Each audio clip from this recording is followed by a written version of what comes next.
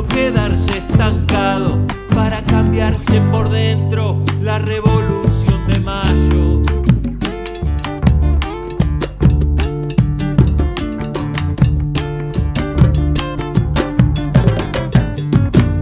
Que los reyes españoles, deuda externa y otro pago, pa' no darle al que te roban, la revolución de mayo.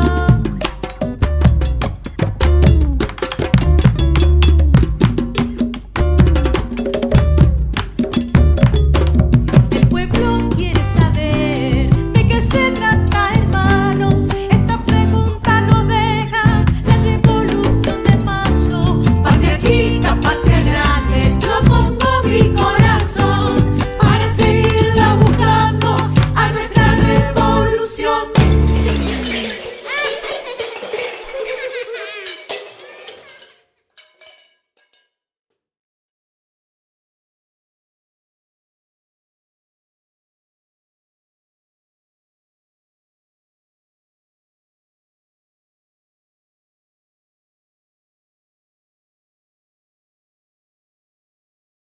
El 25 de mayo es la fecha en la que los argentinos conmemoramos nuestro primer gobierno patrio, la Revolución de Independencia.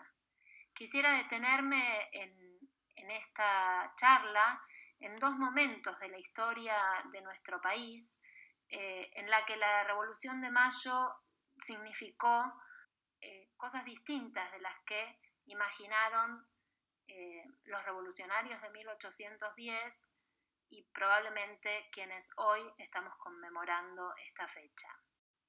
Me refiero al año 1910 y el primer centenario de la Revolución, en la que Argentina estaba gobernada por una forma de gobierno oligárquica, en la que se pensaba al país con exclusión de las mayorías, con exclusión del pueblo. En la exclusión de clase, en la exclusión étnica, en la exclusión de género, y ver este cuadro en el cual se imaginaba a Buenos Aires en el 2010 atravesadas por grandes autopistas, me hizo pensar en otra relación que trae el 25 de mayo, que es la autopista que lleva ese nombre, Autopista 25 de Mayo, que fue una obra de carácter monumental, también como fue la estética de los gobiernos oligárquicos en América Latina, esas obras monumentales que identificaran a la grandeza de la nación, en este caso con un proyecto de autopistas que significó la exclusión y el empobrecimiento de grandes mayorías en nuestro país. Y conectar esto con una imagen más del 25 de mayo, que es la imagen de la celebración del Bicentenario en 2010, y ver cómo efectivamente ahí Buenos Aires era una fiesta, lejos de las autopistas excluyentes y del terror que imaginaron los militares en nuestro país, y lejos de ese proyecto oligárquico que tuvo su auge en 1910 y que todavía tiene a herederos queriendo ocupar posiciones de poder en nuestros gobiernos. Entonces, bueno, con estas tres imágenes del 25 de mayo en Argentina es que me gustaría darle la palabra a Inés Nersesian, autora con Julieta Rostica de este libro fabuloso que es Todo lo que necesitas saber sobre América Latina, para justamente reflexionar acerca de los significados de la Revolución de Mayo en relación a procesos históricos que atravesaron a nuestro país y a todo el continente, a toda nuestra región. ¿Qué tal, Inés? ¿Cómo estás? Buenas tardes a todas y todos. Gracias por la invitación al municipio. Gracias a Vero también por sugerir la idea de conversar acerca de este libro que escribimos junto con Julieta Rostica. Así que, bueno, si arrancamos te cuento un poco de qué se trata, cómo cómo fue la idea de este libro. Es un libro que recorre diferentes ejes sobre América Latina. Y el primer título ambicioso, ¿no? Todo lo que necesitas saber sobre América Latina. Y la primera cuestión es, ¿por qué hablar de América Latina, ¿no? Como tema, como objeto de análisis? Y bueno, efectivamente, si uno mira a lo largo de nuestra historia de Argentina, de los países que componen nuestra región, hay una historia compartida, y una buena parte de la historia compartida tiene que ver con lo que nos convoca, el tema que nos convoca hoy, que es la cuestión de la revolución.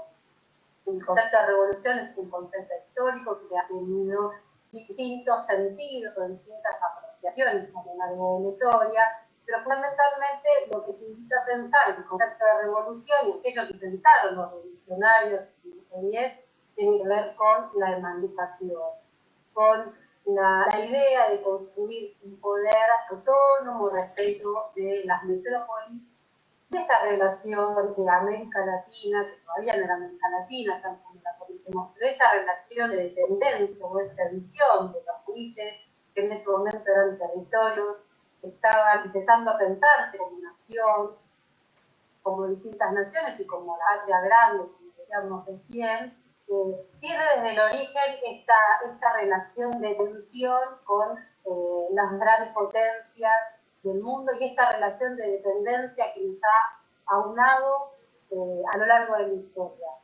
Entonces, bueno, la primera cuestión es América Latina podemos pensarla de manera conjunta a partir de este eje, a partir de historias compartidas, de patrones culturales compartidos, de desafíos, de dificultades, de proyectos políticos, y no casualmente el concepto de América Latina o la propuesta de América Latina como tema, como problema, como horizonte de perspectiva, aparece sobre la mesa en momentos de procesos políticos de ampliación de derechos, en momentos de procesos políticos en donde las mayorías pasan a tener voces más con mayor protagonismo.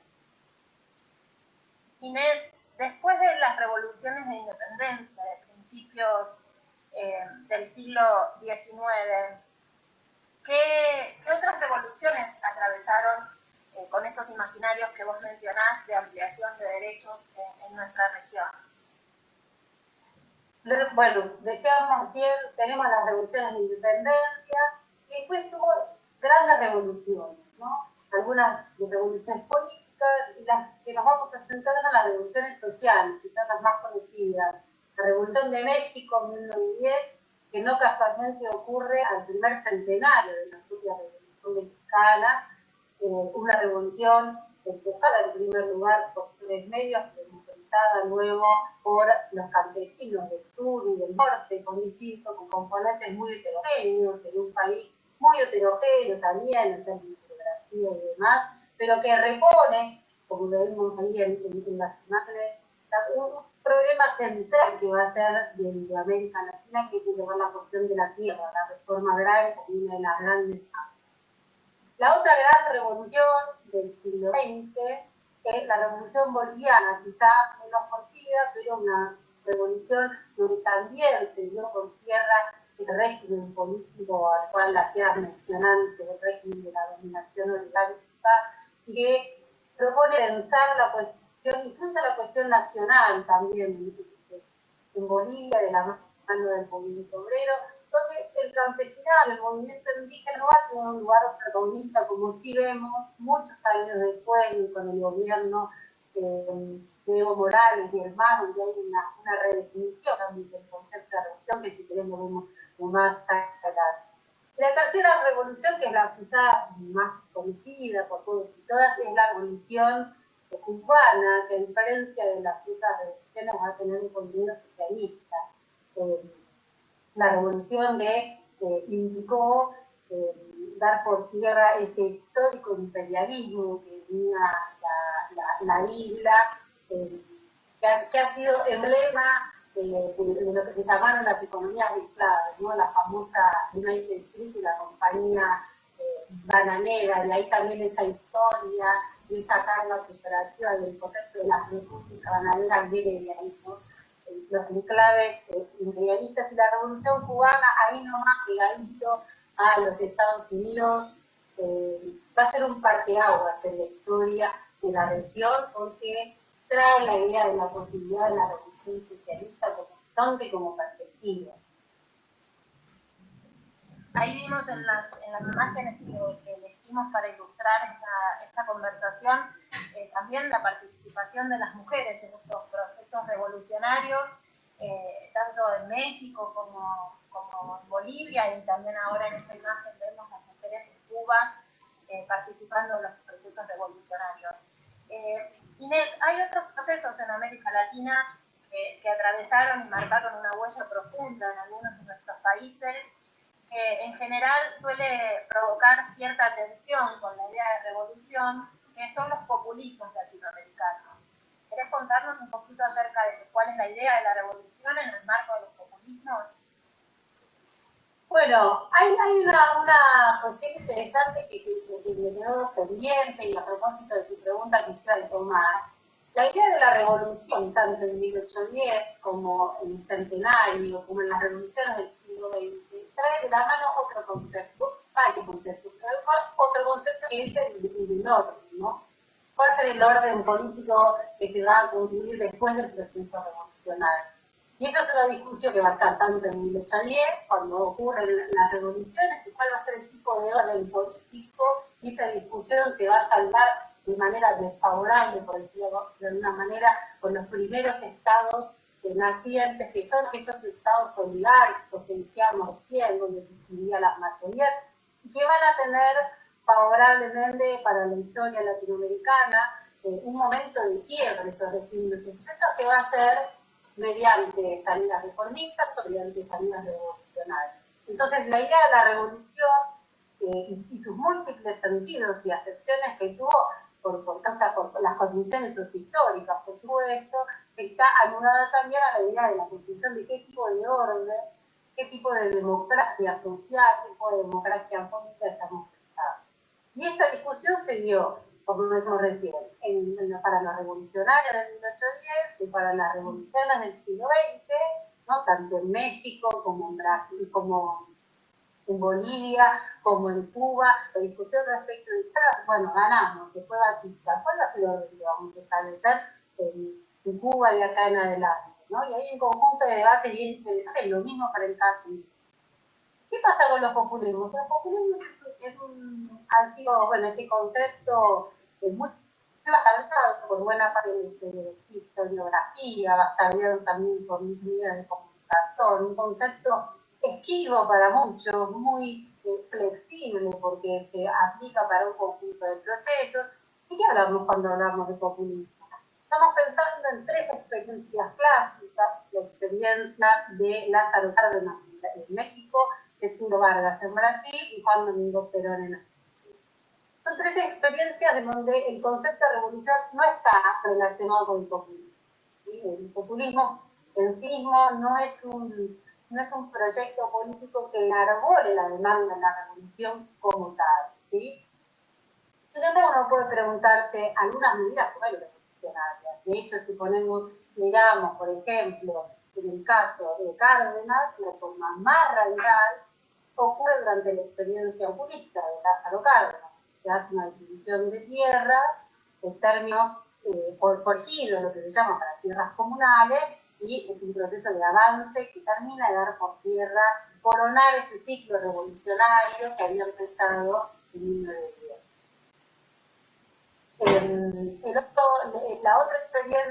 Las otras dos experiencias son las de Vargas en Brasil y la de Juan Domingo Perón en Argentina, en donde tampoco aparece la idea de revolución en el mapa de las categorías o conceptos que reivindican, pero sí hay medidas de alcance en materia de derechos, medidas centrales como la nacionalización del petróleo en Brasil, Petrobras, en México también, Petrobras en Brasil, que se convirtió en uno de los emblemas para un país que, recordemos, Brasil no tuvo una guerra o una revolución de independencia, con la solución independentista brasileño se dio sin revoluciones mediantes, recordemos Brasil, ¿no? Colonia de Portugal, en donde paradójicamente o no, la cuestión de la nacionalización del petróleo se convirtió en un emblema para el país, ¿sí? Bueno, y eso ocurrió durante la experiencia de Sucurial. Y en Argentina, la enorme movilización y ampliación de derechos que ocurrió con Juan Perón, y retomando lo que decíamos recién, el protagonismo de las mujeres, por eso elegimos las fotos, y elegimos fotos en donde sin obviar la presencia de estas grandes figuras, estos grandes dirigentes, estuviese la voz de los de abajo, estuviese la voz de las mujeres, por eso las voces que hicimos a los campesinos, con la reforma agraria, a las mujeres luchan también por la justicia social en el caso de la revolución y demás, y en el caso de Argentina, volviendo en evidencia del terrorismo, bueno, el voto femenino y la enorme figura de Eva Duarte de Perón como una figura emblemática en materia de ampliación de derechos para las mujeres. Y lo último para cerrar esta idea, volviendo al debate de revolución-orden, casualmente en estas tres experiencias, México, Brasil y Argentina, a estas tres experiencias populistas, antecedió un proceso disruptivo revolucionario. La revolución del 10, la revolución del 30, la revolución política en Brasil, donde terminó el régimen oligárquico, y el autoproclamado también revolución, el golpe del 33, del 40, ¿no? Entonces hay otra vez esta discusión o esta tensión entre el concepto de revolución y orden. Bien, Inés, muchas gracias. Me quedé pensando, efectivamente, ya sea a través de la idea de la revolución social o a través de regímenes reformistas como los populismos, las democracias latinoamericanas tomaron cuerpo, hubo ampliación de derechos, y cuando uno recorre la historia de las mujeres, el voto femenino en cada uno de nuestros países se logró a partir de marcos políticos que fueron ya sea revolucionarios o democráticos reformistas. Vos mencionabas los precedentes de cada uno de estos procesos políticos, revoluciones sociales y populismos, y me preguntaba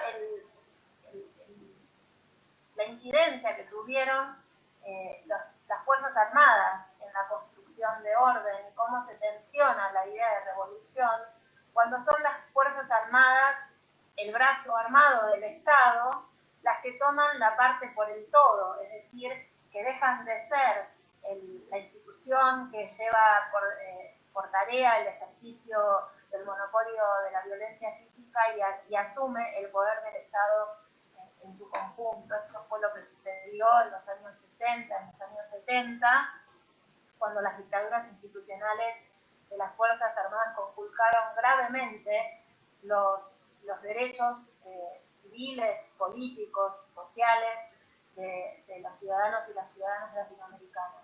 Entonces, quería ver si podías hacer una reflexión en ese sentido. ¿Cuál es el vínculo que tienen estas dictaduras con la idea de revolución?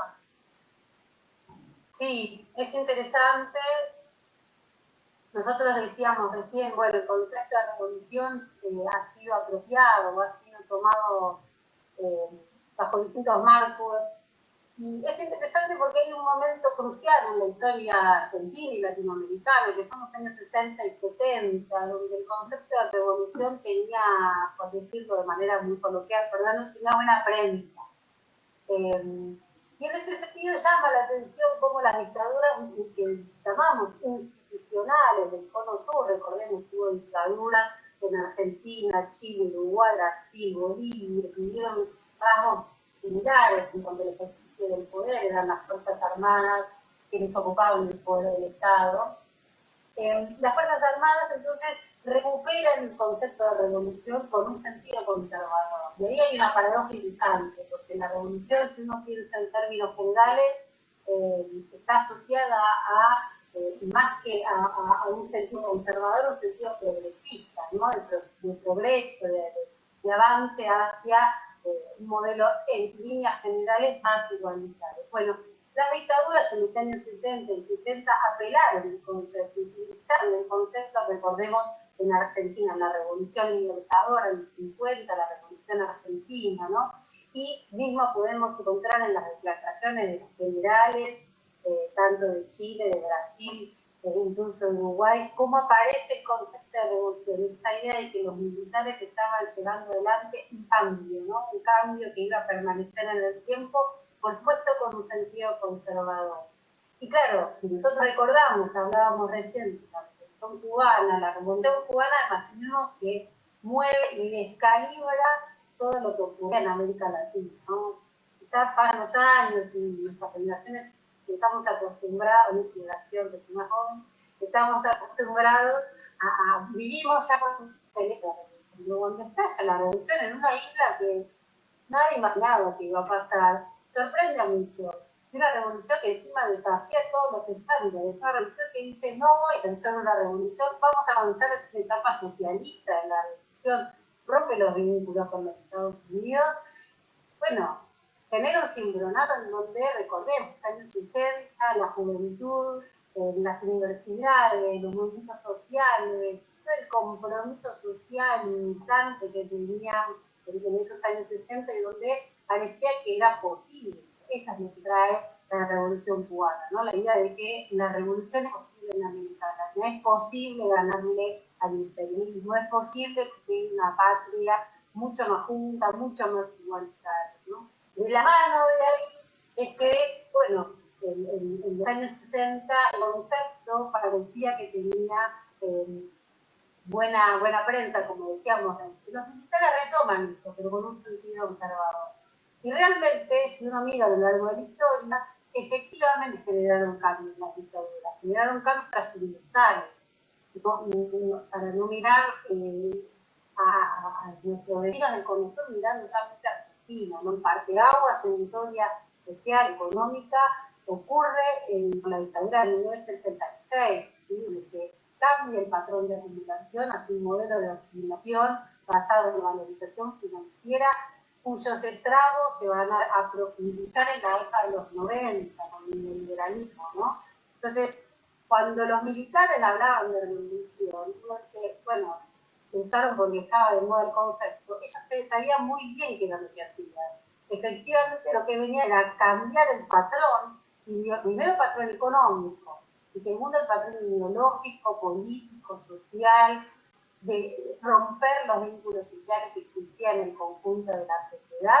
Y bueno, no casualmente la mayoría de los proyectos, ahí quedó en la Argentina otro de los proyectos que es bien interesante, que es el proyecto de Chile, de Salvador Allende, ¿no?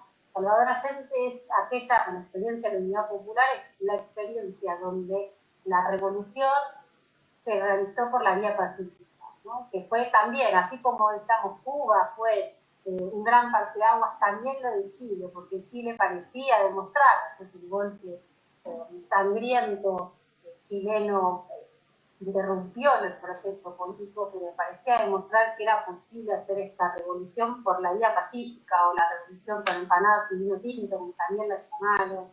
Bueno, gracias a la figura de Allende, un tipo gran institucionalista, el Partido Socialista, con una gran convicción por el cambio social, que todas las reformas que las hizo en el marco de la institucionalidad del Congreso que estaba vigente.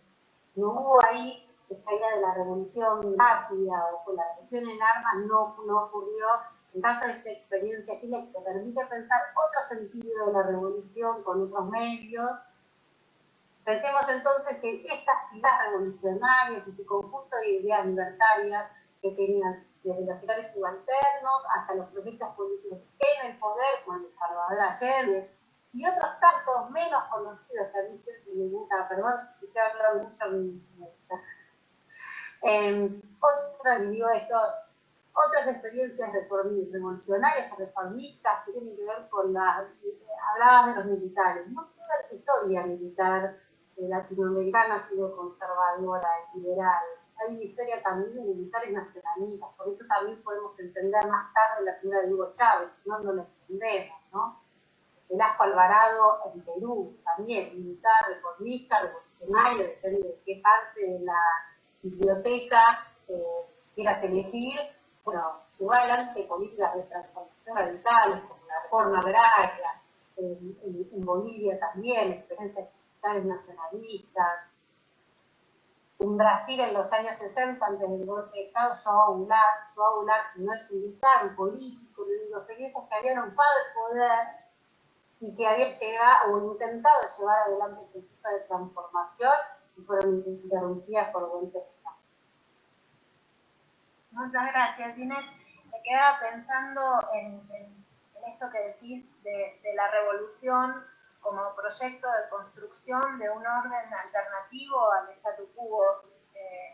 Y pensaba en nuestra propia Revolución de Mayo, una revolución que se inicia en 1810 y que lleva a un tránsito hacia la independencia que se concretiza recién en 1816, con una proclama que dice fin de la revolución, comienzo del orden, como si el 9 de julio de 1816 fuera la marca a partir de la cual de un día para el otro los ideales revolucionarios pudieran enterrarse y a partir de ese momento erigirse un orden. Eso es sin duda un símbolo del giro conservador que tuvo la revolución de independencia y el cierre conservador que se le dio. Y luego estas revoluciones sociales que vos venís de describir también y los populismos como proyectos de modificación de dos elementos claves, ¿no? El acceso a la tierra, que en sociedades agrarias como las nuestras son un factor de exclusión pavoroso incluso hoy en día, y la exclusión de las masas, ¿no? La revolución como el canal a través del cual las masas llegan al ejercicio del poder, la revolución y la democracia. Y ciertos gobiernos militares queriendo conculcar esos derechos, el derecho a la tierra y el derecho a la participación a través del voto popular. Me parece que en ese sentido la saga que uno construye de revoluciones, vos hablabas de la revolución cubana de 1959 y yo pensaba en el Bogotazo de 1948 en Colombia, en la revolución boliviana de 1952, en la revolución guatemalteca del 44 y en la contrarrevolución del 54 en Guatemala, que le puso fin trágicamente a esa revolución. Imaginaba entonces un territorio de América Latina atravesado por luchas sociales, atravesado por violencia revolucionaria, violencia democratizante, pero también esta violencia desde arriba, esta violencia aplicada desde el aparato militar del Estado que tanto daño ha provocado en las últimas décadas del siglo XX en América Latina. Y pensaba como así en esta saga de revoluciones en 1989 como un momento clave para pensar la revolución, ¿no? Se cae el muro de Berlín, derriban el muro de Berlín y al mismo tiempo se cumplen 200 años de la Revolución Francesa, un momento, si se quiere, emblemático para pensar la revolución en el sentido de que siempre me gusta decir en mis clases que es en ese momento que las revoluciones pasan al mausoleo de la historia, empiezan a ser piezas de museo, ¿no? Ya la revolución, la conmemoración misma de la Revolución Francesa como algo antiguo, algo ya pasado, algo que pertenece más al orden del museo que al orden de la práctica política, abre un nuevo panorama para los ideales revolucionarios. ¿Cuál es entonces el escenario? Al final, la que habló un montón antes de hacer la pregunta esta vez fui yo. ¿Cuál es entonces el escenario en América Latina en 1989 para pensar la revolución? Es un escenario hostil para la revolución en 1989. ¿Sí? Cuando se cae el muro de Berlín, se derriba, parecía que toda esa parte, toda esa historia que reconstruíamos cargada de sentido revolucionario, del proyecto de cambio, se desinfla, ¿no?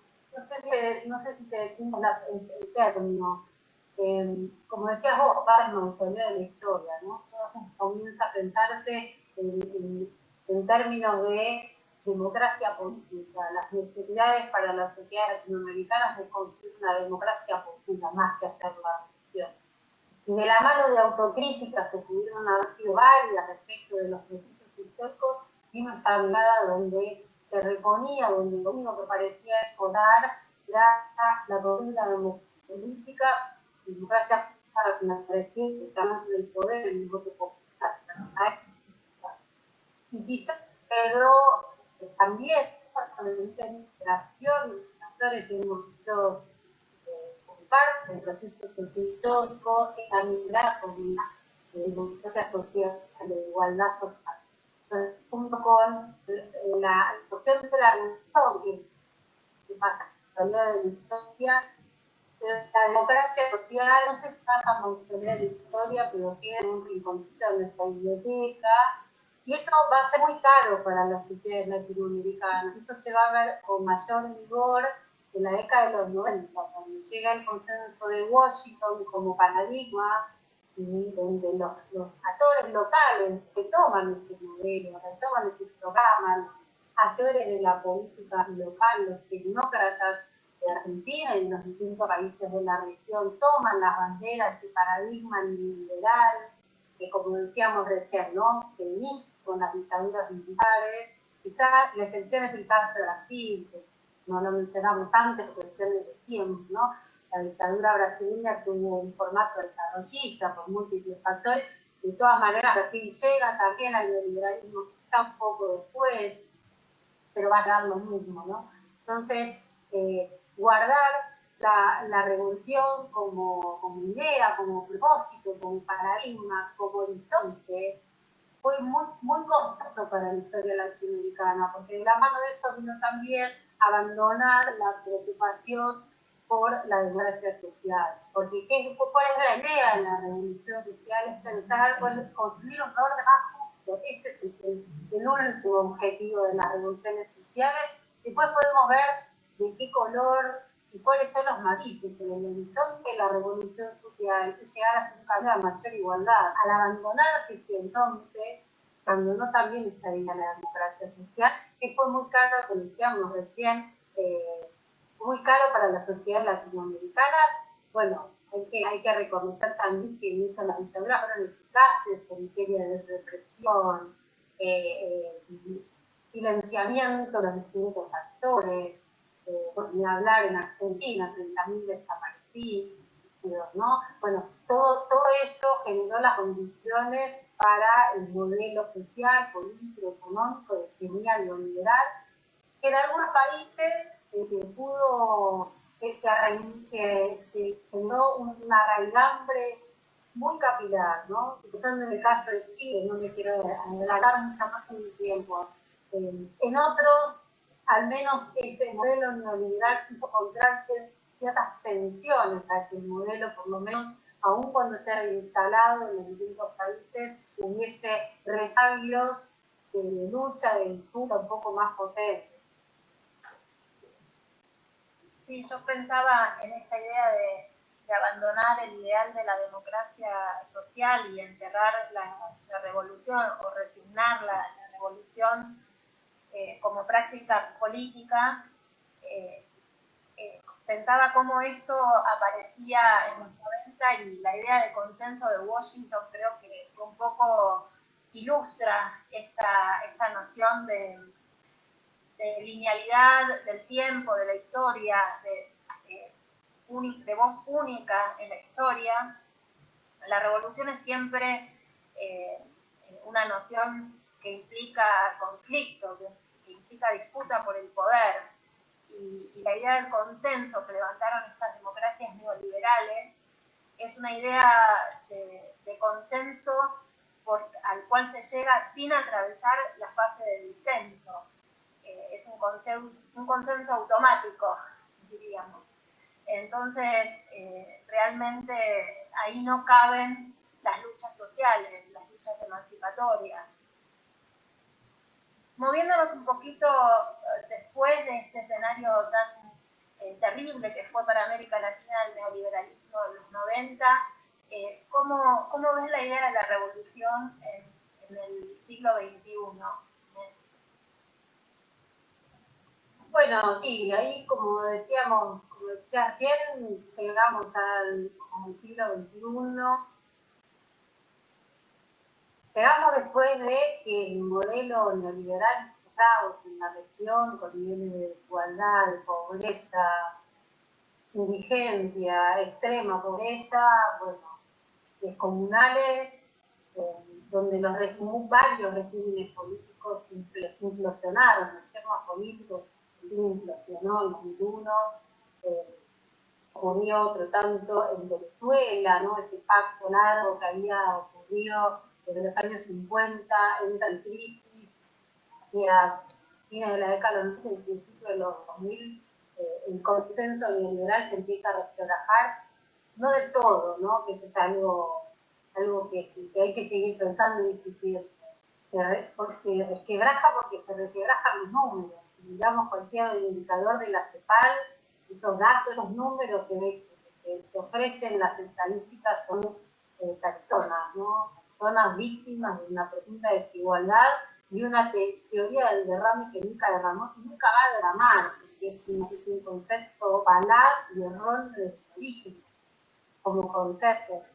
Y bueno, en ese marco comienzan a encadenarse procesos políticos, por empezar el de Hugo Chávez en Venezuela, y tirando del hilo el conjunto que veíamos la foto ahí de gobiernos de signo progresista, nueva izquierda, como la neoliberal, como no Sader en ese libro tan importante para pensar el siglo XXI, las experiencias de Néstor Kirchner, Cristina Kirchner, Evo Morales, Hugo Chávez en Venezuela, Correa en Ecuador, la experiencia, bueno, Lula en hablar, el Frente Amplio en Uruguay, la experiencia de Lugo en Paraguay, interrumpido por un golpe de Estado.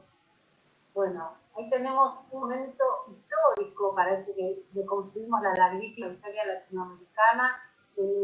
Pocas veces, nosotras veíamos antes un conjunto de experiencias en los 60 y demás, en general eran experiencias que eran desde abajo, ¿no? El Bogotazo, o la experiencia del proyecto político de Gaitán. Bueno, todas experiencias que no llegan en todos los casos a acceder al poder institucional. Bueno, en el siglo XXI tenemos un conjunto de gobiernos de signo progresista que logran acceder por el voto popular, un enorme acompañamiento político, en algunos casos, en 3 de esos casos, con una idea de democracia renovada. Estoy pensando en los casos de Bolivia, Venezuela y Ecuador, con reformas constitucionales donde se constituye una nueva institucionalidad política, un nuevo Estado, una refundación del Estado, una refundación de los paradigmas. Bueno, y en el resto, y un poquito más acá, las experiencias de Argentina y de Brasil, con un enorme proceso de democratización y distribución del ingreso en distintas áreas, nacionalización de los recursos en algunos países. La idea de revolución se pone desde otro lugar. Incluso diría que la pregunta respecto del orden, la pregunta respecto del Estado, ¿no? Si la ciencia política venía diciendo el Estado y el aparato del Estado burgués, bueno, el siglo XXI nos invita a pensar el Estado desde otro lugar, no solamente, en algunos casos es el Estado burgués, en otros casos el Estado se convierte en una herramienta de transformación, en un proceso de correlación de fuerzas, eso también, donde aparecen actores que habían sido invisibilizados, pienso en el caso de Bolivia, o el movimiento indígena, ¿no? Que yo había dicho que no fueron protagonistas de la revolución de 52 y ahora pasan a tener un protagonismo mucho mayor en las estructuras de gobierno. Entonces son épocas, no casualmente, y ahora volvemos a lo que decíamos al comienzo, no casualmente la idea de la patria grande aparecía con Simón Bolívar, Francisco de Grande, la idea de la patria grande, obviamente en un sentido distinto al siglo XXI. Aparece en los años 20, 1920, ¿no? Donde se cuestiona el régimen legal por otra vez se veía en América Latina con una hermandad latinoamericana. aparece en los 60, no hay escrito de ningún proyecto revolucionario donde esté puesta la mirada para América Latina, donde se hable de América Latina y de la importancia de pensar América Latina. Se repone con mucha fuerza en este siglo XXI la necesidad de la integración latinoamericana, se refuerza el Mercosur, aparece la UNASUR, aparece la CELAC, en instrumentos institucionales y políticos que hoy lamentamos, que hoy, si estuviesen en funcionamiento, serían fundamentales para atravesar un proceso tan crítico como el que estamos viviendo, como es la pandemia del COVID-19, ¿no? ¿Cómo hacemos para hablar de Simón Bolívar a la pandemia? Me parece un salto enorme, pero si logramos hacer este ejercicio de reconstruir todas las mediaciones, nos damos cuenta de que no podemos pensar un problema global si no es desde una perspectiva global. No podemos pensar en resolver un problema tan crítico que además aqueja, y otra vez volvemos a la cuestión de la democracia social. El problema no es solamente un problema biomédico que ataca con mayor severidad, con mayor crudeza a los sectores más vulnerables. Eso es algo que lo imaginamos desde el comienzo y que ocurre, ¿no? Entonces, el problema de las desigualdades, el problema de resolver las desigualdades, el problema de apuntar a problemas globales, no lo vamos a resolver si no es pensando en una perspectiva de integración latinoamericana. Muchas gracias, Inés. Realmente pienso que en esta conversación insiste un gran homenaje al libro que escribieron con Julieta Rostica, todo lo que necesitas saber sobre América Latina y más, porque hasta llegamos a hablar de la pandemia. Me parece a mí la manera más adecuada de pensar la Revolución de Mayo. La Revolución del 25 de mayo de 1810 no fue un hecho aislado en América Latina, fue un hecho que sincrónicamente apareció en otros espacios de nuestro mapa latinoamericano, y que justamente da cuenta esa sincronía de un proceso histórico atlántico, un proceso atlántico que unía a América Latina con las metrópolis, y de contradicciones que eran globales, de contradicciones que no tenían que ver con las correlaciones de fuerzas locales, sino con este proceso más amplio que fue el colonialismo y que nos afectó, que es nuestra marca de origen, que es el lazo de dependencia primigenio contra el cual nos hemos ido rebelando a lo largo de la historia para conseguir una patria soberana, libre, justa, y que, bueno, todavía seguimos en camino de eso. Creo que el mapa de América Latina, así como el mapa federal de Argentina, se está redibujando, está empezando a redibujarse en este contexto pandémico. Dicen que no hay mal que por bien no venga, y yo creo que una de las grandes cosas que estamos redescubriendo como argentinos y como latinoamericanos es nuestra marca federal como argentinos y nuestra marca de patria grande como latinoamericanos, a partir de necesariamente ubicarnos como individuos adentro del país, tanto ciudadanos y como ciudadanos de Argentina, como país en el mapa de América Latina, y ver qué está pasando con el coronavirus más allá de nuestros propios estornudos. Así que, bueno, muchas gracias, Inés, por este apretado recorrido por toda la región. Siempre es un placer escuchar la voz latinoamericanista en la historia, por lo menos desde mi punto de vista esto es un placer. Creo que muchas compartirán esta sensación en la audiencia. Y bueno, nuevamente muchas gracias, Pilar, por recibirnos.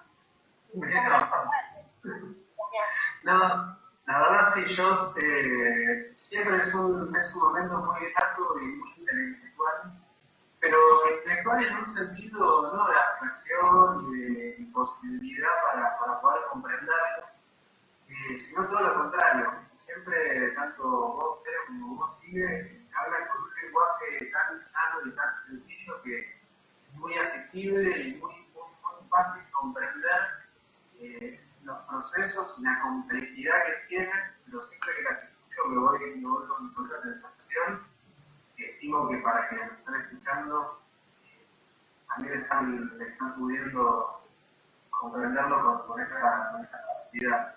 Yo, la verdad que antes de liberarlas y de darles la debida, quería hacerles dos preguntas porque estuve revisando ahí en el chat.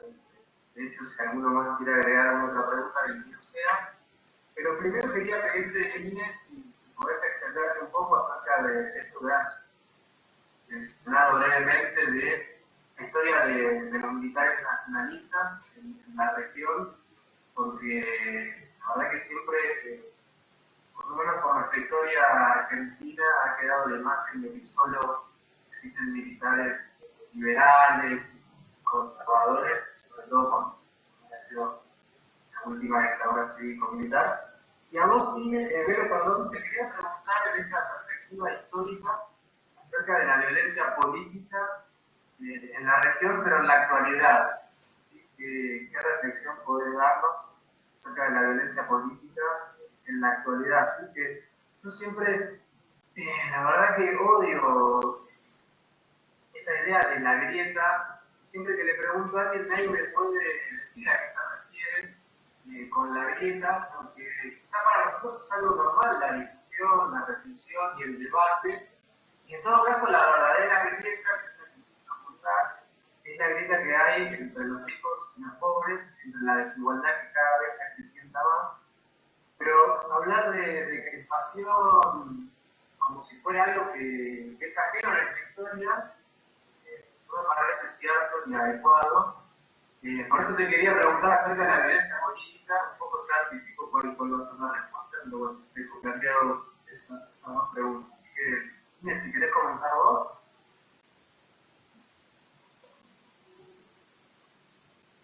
Bueno, sí, hay una historia, hay una historia poco explorada y poco contada, ¿no? De los reformismos militares en América Latina. Pero efectivamente hay una historia en distintos países donde podemos encontrar algunos sujetos, sin ir más lejos, en Argentina, Juan Domingo Perón, ¿no? Viene a la corporación militar.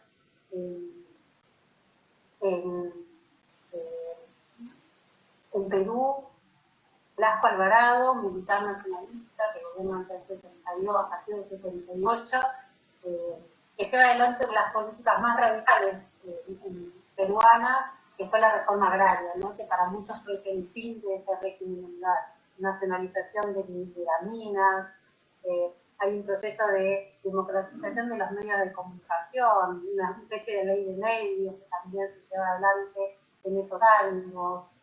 Hay otra experiencia poco conocida también que le gustó Torres en Bolivia, es esa de nacionalización. Esto es en los años 60 y 70, ¿no? Hay algunas experiencias también en la militar de la aviación, Marmaduke Grove se llamaba, a llevar adelante una breve república socialista. En Uruguay también podemos encontrar una línea de sucesión de militares de corte nacionalista. En Bolivia ya habíamos mencionado, tirando más acá en el tiempo la propia experiencia de Hugo Chávez, ¿no? Ahí hay una línea histórica que estoy haciendo repaso mental con los distintos países. Hay una línea histórica importante para reconstruir que tiene que ver con parte de los actores que tienen que ver con la historia latinoamericana, ¿no? La comparación que, bueno, como decíamos recién, ¿no? Esto no significa que no haya habido militares con sesgo conservador o liberal, o que llevaran adelante los peores genocidios y demás. Pero es importante también reconstruir y reponer esta historia, donde hay una idea también de sociedades más justas, de justicia social y demás.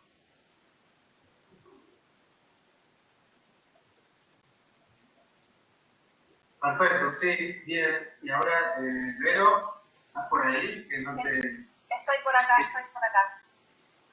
Bueno, voy a treparme un poco a la línea histórica que trazó Inés.